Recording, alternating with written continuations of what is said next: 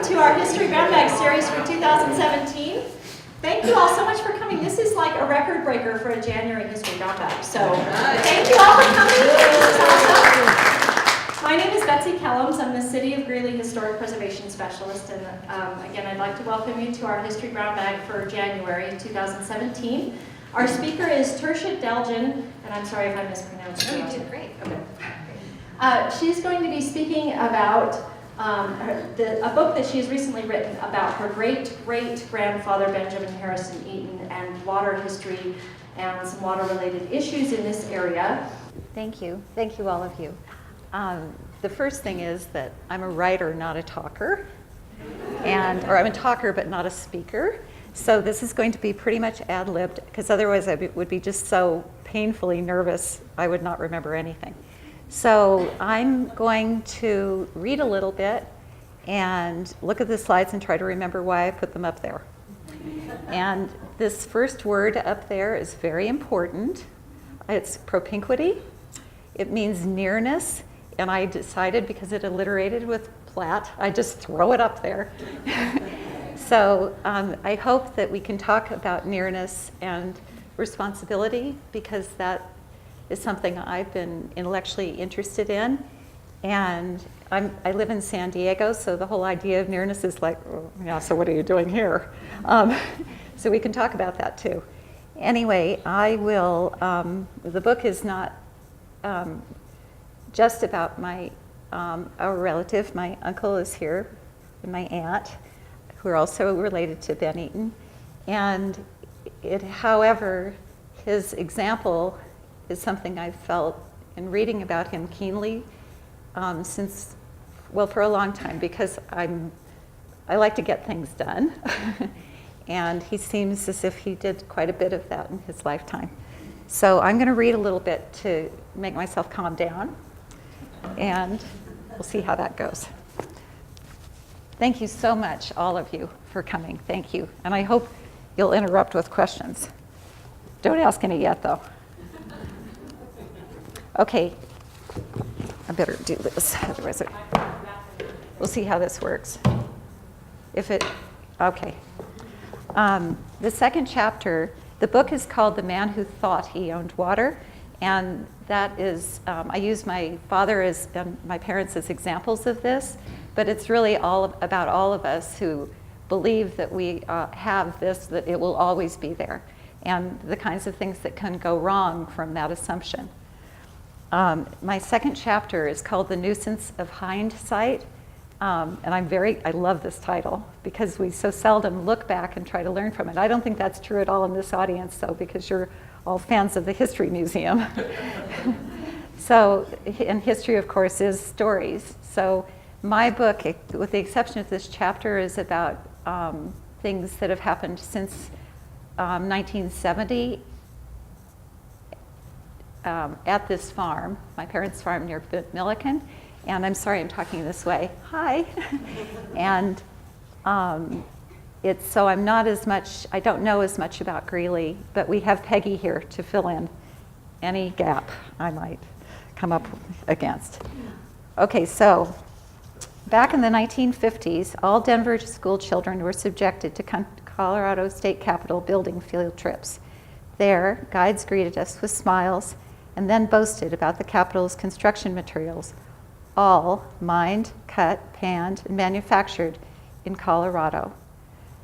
The subject of Colorado's inexhaustible resources was of little interest to us grade schoolers. Our attention flitted. The Capitol's massive dome, covered in gold leaf, is impressive, but it was the west portico that most captivated me as a little girl. It is exactly 1 mile above sea level. As a landlocked first grader, I stared down at the phrase, 5,280 feet above sea level, chiseled in the granite step. Puzzled, I bit my nail, wondering, was an underground sea right there beneath my feet? My imagination fixed on that deeply buried, briny somewhere with breaking waves, barking seals, and dunes strewn with sand dollars. Soon, guides nudged me and my classmates like a segmented worm through the portico and up, up the grand staircase with brass balustrades that we fogged up with our hot child breath, past the murals, legislative chambers, committee rooms, and offices to a dangerously narrow spiral staircase. Single file, we ascended 94 additional stairs to arrive winded 180 feet farther above sea level. Inlaid in the rotunda are portraits of 16 notable pioneers, rendered in stained glass.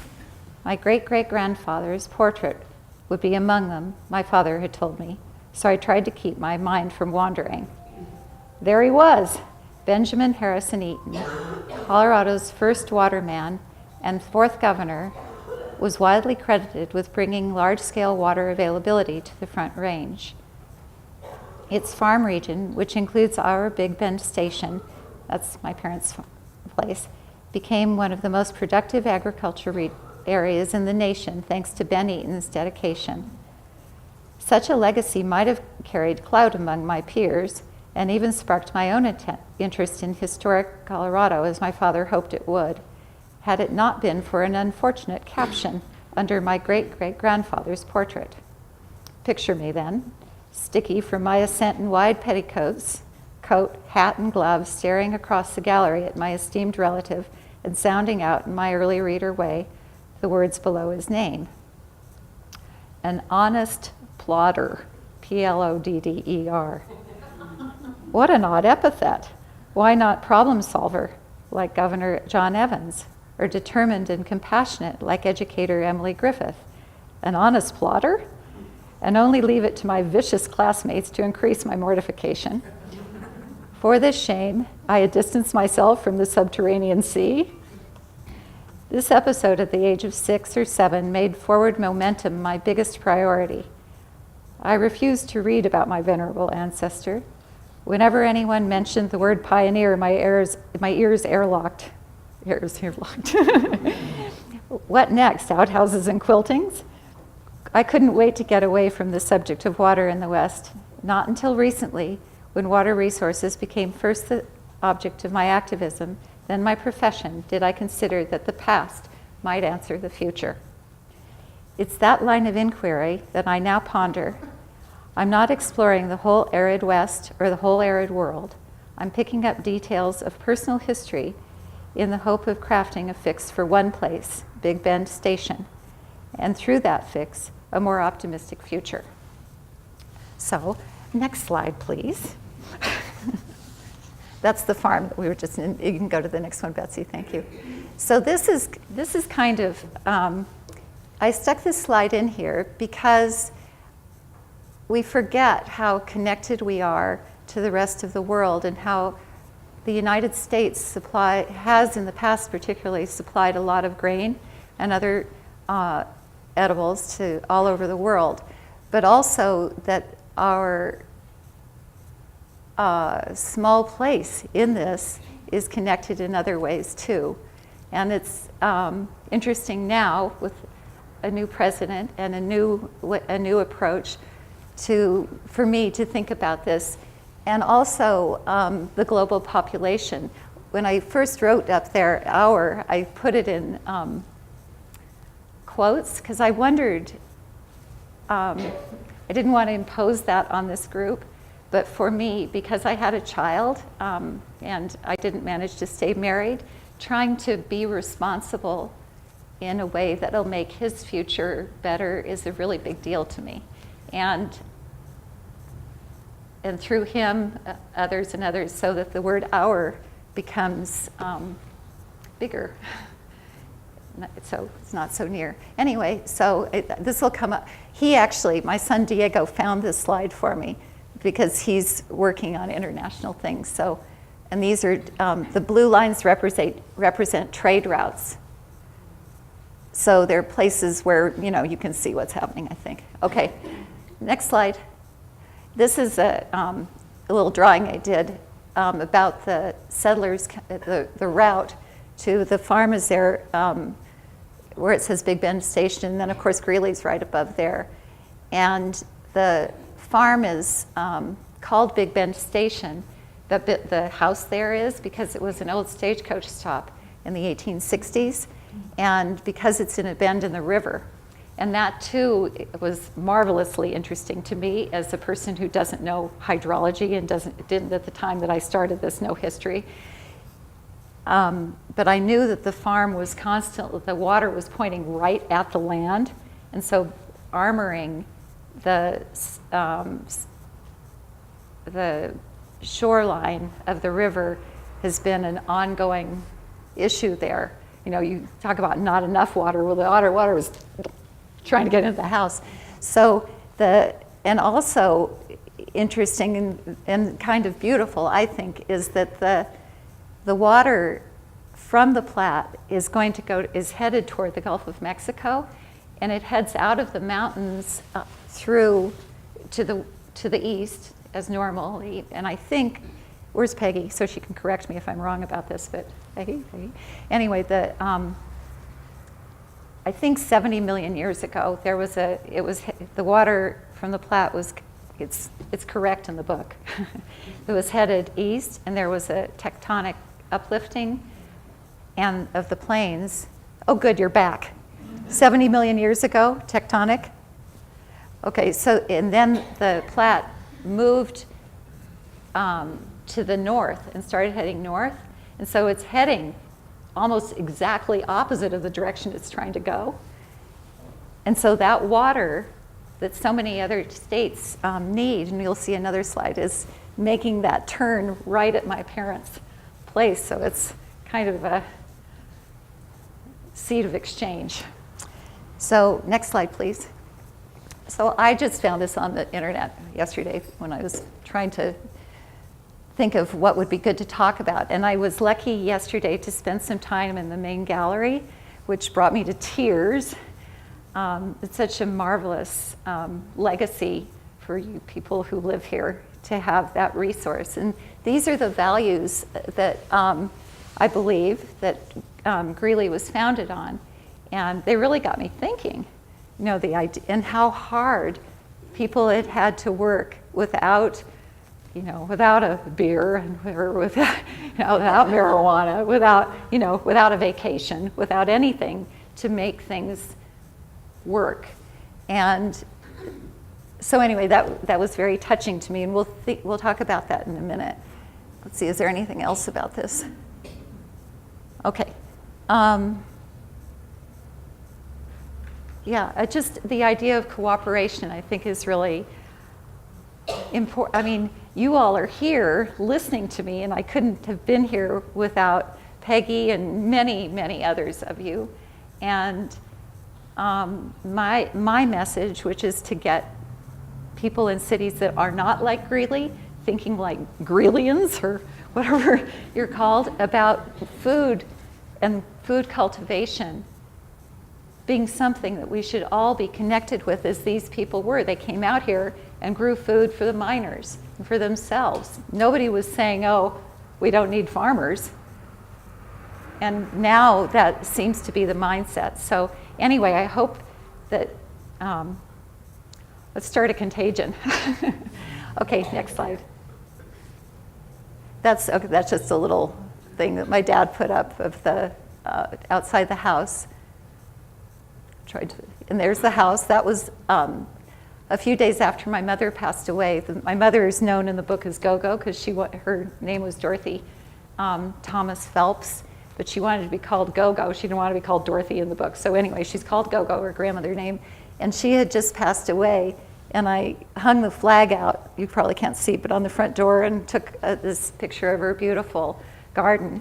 And the front part of the house is I think it's the only part you can see here, but that's the old stagecoach stop. So it's kind of, I'm sure then it wasn't probably even 2 stories, but going upstairs, the steps are a little like this, and you have to be careful when you sit on the toilet so you don't fall off. It's old. It's old. Okay. Thanks, Betsy. Okay, so what have I got here? These are all the states that are beneficiaries of the water that begins in Colorado. And one thing that comes up often in Colorado even in my own family, is, so you're in San Diego, you're stealing our water. How dare you? Anyway, I learned in doing, believe me, I feel guilty. The thing that's interesting is, and I guess it's a rationalization, but we're in a country, in a country with many states, and whereas the water starts in Colorado, a lot of it, it's flowing downhill, and including to California and to Mexico. And this is another reason that Coloradoans are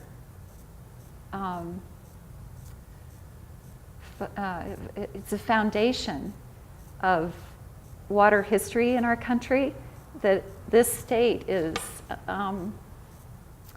positioned to spread a message of respect and responsibility to other states. And I'm trying, having written the book, and trying in my hesitating talking. And there are a lot of other people too who are already in the water world talking about it, but a lot of people are still very distant from farming. I mean, the farmers have a lot of water because food takes a lot of water to grow. So anyway, that's that. Okay, thank you, Betsy. So, this is interesting too. So there's the 100th meridian, which is runs along through there, is a demarcation in water thinking for irrigated versus non-irrigated farmland. And so all those states are irrigated, but that's also where 47% of our food cultivated in the United States is grown in the West. And in a way, a lot of people say, why aren't we growing food in Mississippi or Kentucky? And I haven't figured out the answer to that. Maybe, does anyone here know? I think maybe it's just kind of that time, maybe it's too populated, or there isn't enough labor or whatever it is, but so that's a question that needs answering. But I know California has year-round sun, and that has a good side and a downside because it's also evaporating. But California has so many more problems than Colorado. It's unbelievable. But and also the prairies have. I always had this conversation with my father about, why aren't we growing? This is a Californian. Why aren't we growing arugula or radicchio or something? And the wind was blowing, and he's mad at me. And it's the prairies. It's made for grain. It's made for grain. And how lucky we are that grain grows well there. Okay, next slide, please. Oh, I just love my slides. I'm sorry, you guys. So when when water managers are supplying water to cities, they have been trying to come up with 150 gallons per person of fresh water. So that's water at the tap. So in the cities, you're thinking, well, not using 150 gallons of water, but a lot of that's allocated to landscape, half of it is. And so people, the mindset is, well, let's go, we need water to get water to the taps. Who has the water? The farmers do. But the water, the food that we eat, our clothing, things that grow, each one of us, the average American, it's not each of us, it's averaged out, uses whatever that says, 1,900 gallons per day. We're eating it, or we're wearing it, or we're using it in some other form of something that was grown and required irrigated water. So that's a lot of water per day per person. And it's the water managers in the cities aren't thinking about coming up with 1,900 extra gallons. They're looking at that 1,900 gallons that's used in growing to become this so we can have more people. Okay, so that's a problem. Is my math right? Okay. Anyway, next slide please. So yeah, I just found this. I think it's Denver. So this is when my parents moved to the farm in 1970, or around, and then there were about 1.5 million people, I think. I think this statistic is right. And now there are 4.5 million people on the Front Range. And the water for that development has happened, some of it through farming, but also from getting water from the western slope. And I think that's, so you can see how it sort of got away from it. Or anyway, we as citizens have just been happy the water was there and the food was there. And there have been, in the book and in thinking about this, because I was that age at the right time, in my early 20s, when the environmental movement started, there was a time in Colorado when, there was a time in the United States when we were more conscious about population growth and thinking nervously about it, at least in the environmental movement. And I know that there are mixed feelings about environmentalists. I have them myself, now that I'm trying to run a farm and being a landowner. But I think it's still something to think about. And again, I had a child, so I'm not innocent. All right. Okay, thank you, Betsy. Yeah, there, my big revelation. Okay, so, okay, next slide. What did I do here? Lots of words, sorry you guys. Okay, so I kept hearing, there's a thing called the Colorado Water, I think with Colorado Water Plan, and its projections are that the population will double, I think this is right, up to 14 million. And the people that know the most about water administration and water supply and water, water this, water that, worked hard to do this plan in recent years. And I, arriving like Forrest Gump, said, how do we know the population is going to grow? I moved away. And most people my age didn't have 6 or 8 children. So why? Why is the population? And so I called the demography office, and this was a big revelation to me. The woman in the Colorado, I think it's called the local governments, it's in here, but it's the demography office. And I asked if she could explain how the population forecasts are put together. And she said that they use Moody's Analytics. So Moody's I knew as being a bond rating agency, but they have software or some kind of algorithm-driven means of creating population projections for governments. And the way that they do that is that the government of Colorado says we have, names the industries and how many people are employed in them and how much their both revenue and losses on an annual basis, and it's probably averaged out or something. And anyway, it's based on present industries. So farm, agriculture, oil and gas, recreation, whatever, software, electronics, whatever it is in Colorado. And then the Moody's Analytics goes to work on this and squeezes the numbers and comes up with how many Coloradoans it will take to keep those industries growing. And the growth is as measured in ways that we're familiar with in our lifetime. Does it employ more people? Does it make more money? Is there money going in, money coming out? Is everybody productive?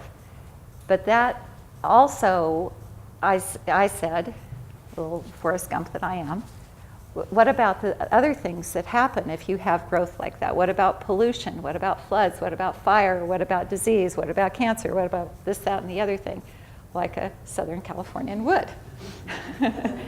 So she said that those externalities and internalities aren't interpolated into those figures. So once Colorado has and it isn't just Colorado, governments all over the United States, because I've checked, started bugging other people, are doing the same thing. And then they use the numbers, the projections, to go to invite more people to come into Colorado, to invite industries to headquarter here, to have facilities here. And so that's how this happened. That's how the population went from 1.5 to 4.5. And I don't have any answers about this. In my own life, I try the things that I actually charge for, which aren't that many, I try to do things that I think will create resources, not deplete them. But these are really tough problems, because it's all very well and good to say we don't want more people, but we still have to employ the people that are here. And as I was writing the book, I started with this idea I was going to come up with a big answer. And as I was writing, I just was becoming increasingly Chicken Little-like. So I already said that on that previous slide. Thank you, Betsy. I don't know where I got this thing. It looks like my legs look without hand lotion. Let's see. So ag to urban water transfers are the way that municipalities acquire water, and they can buy it or lease it from farmers. And there's a mindset, I guess, or an understanding that the farmers are voluntarily selling their resources. We have an example or two in this room of people that will tell you that it's not voluntary, it's out of duress. And our farm still has its water rights, but a lot of those rights have been curtailed without remuneration. In this case, if it's a transfer, you get paid for it. But if you have cities taking over ditch boards, if you have land that's got groundwater coming up everywhere and turning everything into cattails, you can't farm it. It's too expensive, and just the litigation, the cost of protecting the water rights that the farmers already have is prohibitive. I mean, corn just doesn't cost enough. You can't sell it for enough. Anything to add on that topic? Or should I just keep going, see what kind of hole I can dig for myself here? So, and the cities have the most money and the most voters, the bigger city. I mean, I'm not impugning Greeley at all in this, because I think that I don't know anything about water in Greeley, really hardly nothing. So, but I notice in San Diego, where we're getting water from an agriculture region there too, 200,000 acre feet a year, and Los Angeles has gone after that same area, which was growing lettuce and is now growing alfalfa and doesn't employ anyone and has terrible asthma rates because the soil's blowing around. I'm just sorry, I'm beginning to act a little radially. I just want to slip this in. In that region, in California, Imperial Valley, it has the highest child asthma rate of anywhere in the nation. And the kids are, when they go to the hospital, they don't have these great insurance programs because they're former workers, and it costs $17,000. It costs taxpayers $17,000 a visit per child for that asthma. That's an example of an externality, and it's not good. So. So you guys can, if you can see it over my massive heaving hair, that the other thing is that the other thing that comes up in discussions often is, well, we can get food from elsewhere, and we'll get to that, but when our land stops being productive, stops being cared for, wildlife diminish. We've seen this a lot at our farm, and I'm sure you all have too. Wildlife And the soil quality, it goes all kinds of different directions other than good. Salinity probably is an issue here a lot. I know it is at Big Bend Station. But this is, when we're talking about, if we say that the climate is being extraordinary one way or another, just having land, or being responsible for land that isn't paved is, and keeping it from being paved will help keep the carbon emissions down and so forth. Okay, thank you. More words from the writer. So these are statistics about land that was lost, agriculture land that was lost. So you can see from 2000 to 2005, 370,000 acres of land went out of production through ag to urban water transfers, ag to urban. And then in 2006 was the thing that turned me into a writer on this topic. When our wells and wells on 100,000 other acres just around here lost their groundwater rights to curtailment. And I'm sure you've all probably seen about that in the news or experienced it yourselves.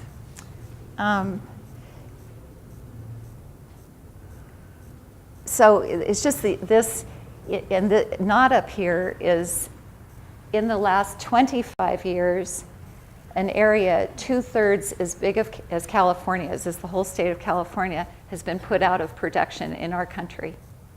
So this is when you're thinking about global or national and not just and maybe I shouldn't be doing that because I'm just thinking I should be home in California right now sweeping my sidewalk. But it's hard to take care of our own houses. I know that. And it's hard to afford to take care of anything more.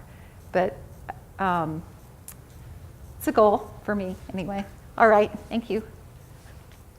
So this is I was at a soil event in Los Angeles with some people from the Natural Resources Conservation Service and a soil guru and they had been out in northeastern Colorado, and they brought up what a tragedy it is in terms of topsoil losses. And I almost broke into tears because I'd been making myself hoarse talking about this. And there are these people in positions coming from, they go all over the place, these two, but just you're not crazy, Tersh.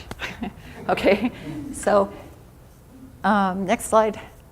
Okay, I don't think this is a mall from Greeley, but when I was working on the book, I was working on a chapter that I decided I wanted to do one chapter about water quality, and because the rest of it's mostly about supply.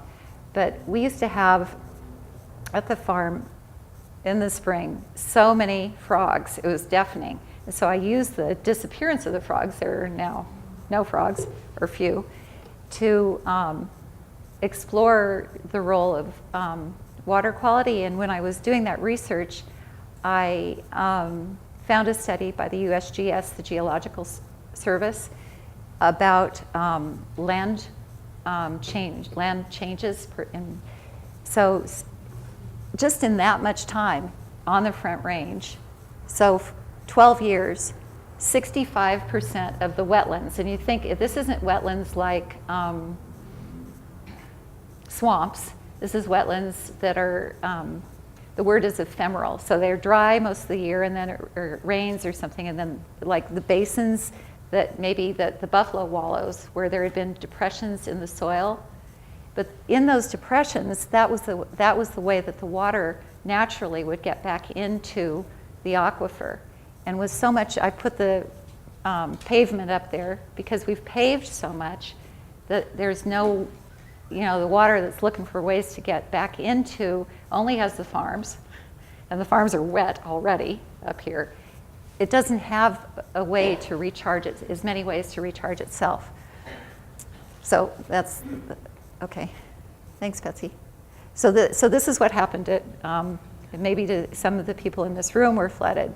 So that's the same, that's my mother's front yard in 2013. And that's when I had just been writing my manuscript, and my book had been getting rejected by Manhattan publishers that I'd been working with for a long time, because they said, well, Tertia, nobody knows who you are. How are we going to sell any books? So I thought when this happened, which makes sense. I mean, we've got to make, when this happened, I had this moment, call the University of Colorado. And so some people in this room probably know that Boulder was one of the cities that caused the problems for the well curtailment. So it was kind of calling the enemy. It wasn't kind of, it was, well, we can't blame all of Boulder for, but anyway, they wanted to publish it. And what happened was this wonderful thing, because I'd been on my own, shooting from my hip, kind of like this conversation, for years. I mean, I'd already been working on it for 9 years, and doing other things too. I write other books for people pay me to write books. So when they said they wanted it, that gave the project a legitimacy that brought people who had been, Justice Hobbs, the Chief Justice, whose decisions caused a lot of the problems for the farmers here, was enormously helpful in telling me what was true and what was not. And I think that he was fair. You'll tell me, others that read it.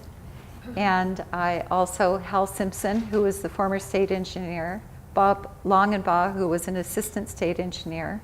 And anyway, these mucky mucks, and some of the local people too, Dave Nettles, and also farmers, knowing that, oh, now it's really going to be published. We better make sure that what's going in there is the truth. And I tried, I guess as I spoke with all these people, I was struck with how earnest they were. And from their way of thinking, from their mindset, they too were trying to do the right thing. There isn't any, I wasn't running into people who were intentionally trying to shut down agriculture in this state. And it's been, and then talking with farmers and then learning more about farming and how ignorant I was of it, all of it was really humbling, but I think in a good way, because it helped me listen, which in a minute I'm a bit going to do. Can you believe it? Okay, on and on. Okay, this isn't quite so important, except to know that the laws that originated in Colorado, the prior appropriation system, are used by all those states in some form. There are combinations of that so California and the blue or the aqua states are using a combination of riparian and priority, and we can talk, probably most of you here know what it is, but anyway, that's why the slide's there. Okay, so here we are back to this. So these last slides are a little bit disconcerting, I think, and I'm in a way, I'm mortified that I put them in, but there they are, and so it's the only way to get to the end. Are you in? Should we just forge forward? Okay. When our farms were shut down, and there's some of this in here too, since big agriculture has farms in other countries too, and they're exporting, so they're making sure they don't go under. So when farms are shut down here, we all know if we check the labels at the grocery store, I don't know, in California, when I check them, I'm looking at Mexico. I'm looking at food from I told my Aunt Phyllis that my son had brought home filet mignon from Mexico. And she was like, I mean, so the trend is to, is as the water goes to cities here, the trend is for the food to come from elsewhere. And when that happens, when it goes to places that aren't as regulated and have cheaper labor and water that can just be grabbed, then the problems change and we're getting food that isn't as fresh. As I understand it, when food is harvested, that's when it has the most nutrients. So if you're getting peaches in the winter from Chile and they don't taste like peaches anymore, that means they don't have as many nutrients in them. Okay, so, and also in getting here, they're using fuel, and fuel, means water too, so the water footprint gets bigger. It's not just what's in the So to grow an apple, so according to the science that I've read, to grow an apple, it takes maybe 30 gallons of, the tree, cycling in and out of a tree to grow a single apple. You probably heard in California, we sure have, that an almond takes just a single almond, a gallon to grow an almond. But the water's on the move, so you want to, anyway, so that water footprint for what we eat gets greater from the farther away it comes. Okay, so this is going to be such a good video with me flailing around. Okay, so this is, my apocryphal thinking. Okay, so in Syria, which is hotter than ever before, there were farmers, and the farmers didn't have enough water, so they went to the cities, and they were different than the people in the cities, and we know what happened. So they're displaced. So thinking about why the world gets hotter and those transportation lines and the flying around, I know that I'm sounding a lot like a Democrat here. Okay. So let's see, Betsy. Oh yeah, okay, so this is picked up from the, well, you can read it for yourself. Let's hasten on from it, but it's, we gotta be careful. Okay, and that's my mommy.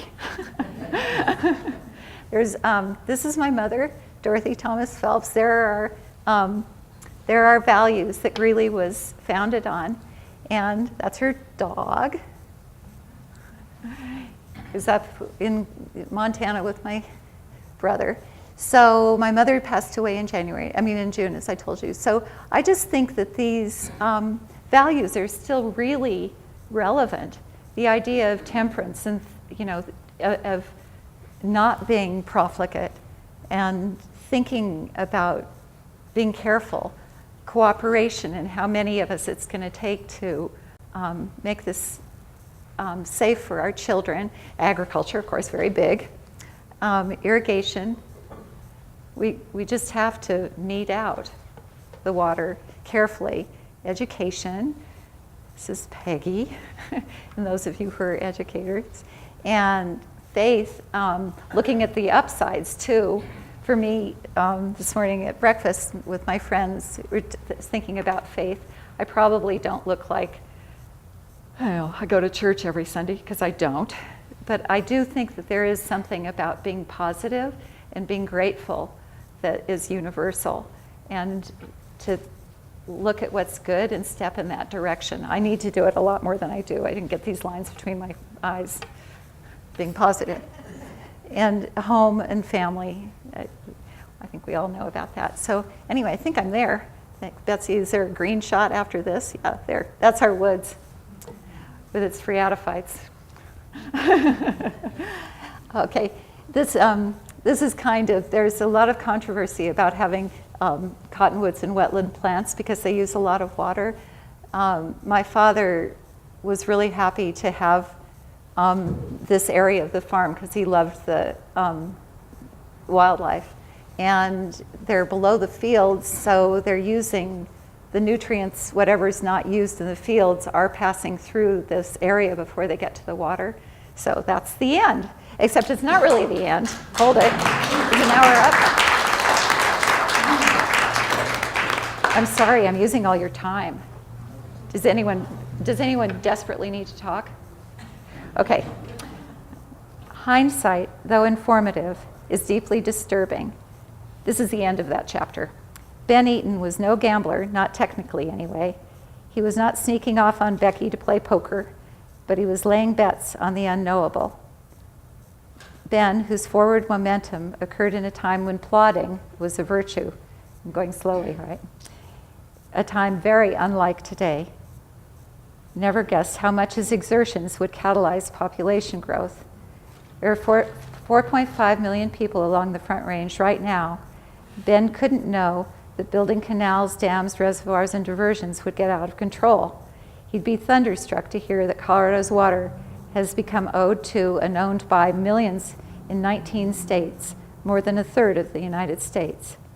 Shocked to learn that his early ingenuity inadvertently led to Rocky Mountain snowmelt becoming his great-great-granddaughter's water supply 1,200 miles away in San Diego, where contaminated wastewater flows unceremoniously into the Pacific Ocean with its barking seals. Ben didn't anticipate that the appropriation and upended ecosystems of which he was an early instigator, that's because of the buffalo and all that, I'm saying that, would be reiterated all over the West, and that only now, a century and a half later, the rollicking wet dance seems over. It's not very positive, but that's the end.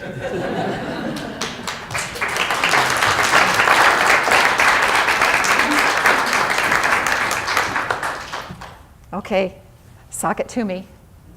I'll just make a comment. You did an excellent job. This is Chuck Sylvester, brave farmer. His wife Ronnie. Thank you. My comment, there is a big transformation of the river. And with the wells, you're referring to northeastern Colorado. I think properly said it would be north-central Colorado, this area here. Because in true northeastern Colorado, they have like 225 new wells. Because Right, of this transformation of the river. And out of priority, yeah. And Thank you, that's a great. as far as wetlands, yes, they were decreasing. In this particular area, I think they will be increasing because of the rising water level, which the 2013 flood, you know all about it. It will occur more often because of the more humidity, more evaporation. And instead of 1,000 years, it'll be every 100 years. Or maybe even more frequently.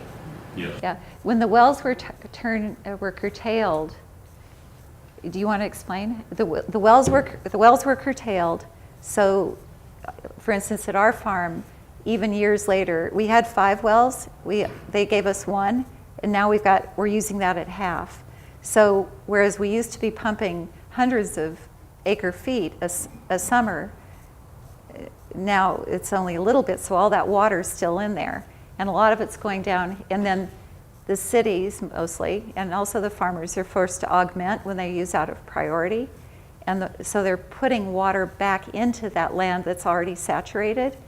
And that's the reason it's supposed to be flowing to the river, but it's already full, so it's flowing the other direction towards Gilcrest and towards the Sylvester's farm, and ours too. We've got water coming down the highway in through the borrow ditch and into the fields, and they're growing cattails where it used to be a pasture, and making it more saline. You can see the white on the surface of the soil, and there's nothing to do. There's nothing to do, because if we go to court, everyone seems to, I guess the mindset is that, and correct me if I'm wrong, but the mindset is that the cities, Aurora, well, all those who have the money in court will make it impossible, because by letting the farmers pump here again, they're forfeiting the water that's going to those cities and allowing them to grow. And it's illegal. It is. It's completely illegal. But there's nothing, we think that the priority system is going to save us, but there are just too few people making noise about it. So who do you suggest we make noise to? states or state representatives? Yes, don't you think, the state representatives? That's a really, Maria Tomei, Marissa Tomei. We have a movie star here. The question is, and I've had this question before and my answers aren't really good, but I think here it is that if the legislators know they won't get reelected, they'll do something. But at the moment, there are only just a few people, because the farmers are a small demographic, hounding them. So the legislators and whoever's on the ag committees. So if you're going to send an email, call, I don't have the names in my head, and I think it's a new committee anyway, but you can go to the government side for the Colorado legislator, for the House and for the Senate, and they both have ag committees. And I know for the things that I've been involved with in California, that more noise really does work. And what doesn't work is saying, what can I do? I'm just one person. That does not work. So if you guys can take my card, I think you can figure out how to find me from my card, and I'll help you find the legislators. Did you research anything with the Ogallala Basin? No, I didn't go that far. Because I was thinking that maybe turning off some of these ground wells, because I don't know that much about it either, would help replenish the Ogallala Basin that we set it up. But it's not doing that. Well, this is actually not the Ogallala here, is it? No. This is, so the basin here is the South Platte Aquifer. And it's another beautiful thing. It's the soil, or everything around here is very alluvial, meaning sandy, and it's ground up mountain. So during the snow melt every year, it's all this sediment comes down, and it's filled this part of underneath the river, and it's called a surficial aquifer, meaning that it's at the surface. And so there's not really, I think the Ogallala is deeper. Is that true? So yeah, this is the amazing thing that I know so little about so many things. Yes? Sharon? So when a farmer, I don't know enough about when a farmer transfers his water rights to a big city, is that exacerbating the problem with all the water at the surface, or? So if a farmer, for instance, the Sylvesters just sold some of your water rights, right? Okay, so that means several things. That means that the cities have more water, and the cities can keep growing. Okay, and they can get another however many 100,000 people or whatever it is. All those people are going to be needing to eat, but they're not going to be getting food from, not the same amount of food anyway, from the Sylvesters. So in the water plan, what they're trying to do is not, what they say they're trying to do is not buy. They say they're going to lease on a every other year, every third year basis, and then the farmers who are making no money already can be fallow some of the time. Okay. But they're leasing, so that's money. It's just that they won't be growing food. So it doesn't make sense as a. How do they get the water from the farm to Thornton or Aurora? Well, what I think they do, Thornton has a different kind of problem because the courts imposed on them the requirement to pump the water from, I think this is true, from Alt to Thornton years ago, and it's still not there. But if they grab a certain amount of water and change the point of diversion to closer to Denver, then they can use the existing pipe, which means that this area has less water in the, right? And so things like the frogs or the birds or the complex biome that we don't think we need, but we actually do because it's working in concert with fungal and bacteria to keep us healthy. We think, but so anyway, it's. But things look sort of blighted up there at all. There's farm places that are just falling down, and it looks pretty rough. Well, yeah, it's like that's how it's going to be if we don't intercept. Actually owns the land that they bought the water off of. They had to buy the land too. Right. It just sits there. Unless the farmers are renting it, and they can't do anything anyway because they don't have any water, right? Yes, man in plaid. Yeah. Your book touched on, didn't touch on it, you covered it rather deeply about one of the issues regarding well right curtailment is not just a conflict between the urban and the ag, but also internal conflict in ag about surface irrigation rights versus well irrigation rights. And so it's more complex than just urban ag. It's urban versus ag. It's internal issues on the agricultural side where the surface guys that are farms that are still irrigating with surface water are claiming that the irrigation by wells is drawing down not only the aquifer, but the river itself. And so, and you didn't touch on that today, and that's a pretty complex issue too. It is. All this is really. So it's more complex than just urban versus ag. And there's internal issues among the agricultural community as well. Well, there's not enough water. Yeah. And also, it's the groundwater. When our wells went to get an augmentation plan so that they could pump, they asked to be put in the priority system. So some of our wells are from 1930, which is not, it's not a 19th century water right, but it's still older than now, and all the wells that have gone in since 2006. And to administer that, because it's the unknown, it's in the ground, so for instance, if they say they're going to make an aug pond and it's uphill from the river, an augmentation pond, you think, okay, it's going to go back down there somehow, but it's this idea of somehow. But is it going to go right through people's property? And the state said it didn't have the resources to administer that, which is probably legitimate, or I don't know if it is or not, but it's still against the law because it's in the priority system and it's not being administered in priority. So yeah, but you're right. All this is so much more complicated than a phone call can make it. That's the difficult thing about answering that question. But when were your original water rights? What's the date?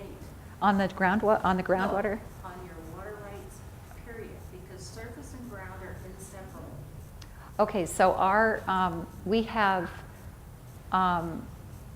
two ditches. We're on a mutual ditch that has a priority date in the 1870s, and then our other surface water is in the 1870s too. And those are only for certain parts of the land. So farther south needs, because he combined 3 farms. So thank you for asking. Okay. Yes? So I just want to make a plug. For those of you that aren't aware that actually all this water history, the Colorado Doctrine, actually started up here on the Castle Cooter River. Many thanks to your great-great-grandfather and some of our other pioneers who tried to figure out how to share water. But we are now a National Heritage Area. We have been for a number of years. So I'm with the Castle Cooter River National Heritage Area, Cooter Heritage Alliance. And so I just invite everybody, this is so critical for us to understand the history in order to look to the future. So thank you for your work. I'm anxious to read your book. Thank you. Thank you very much for your work.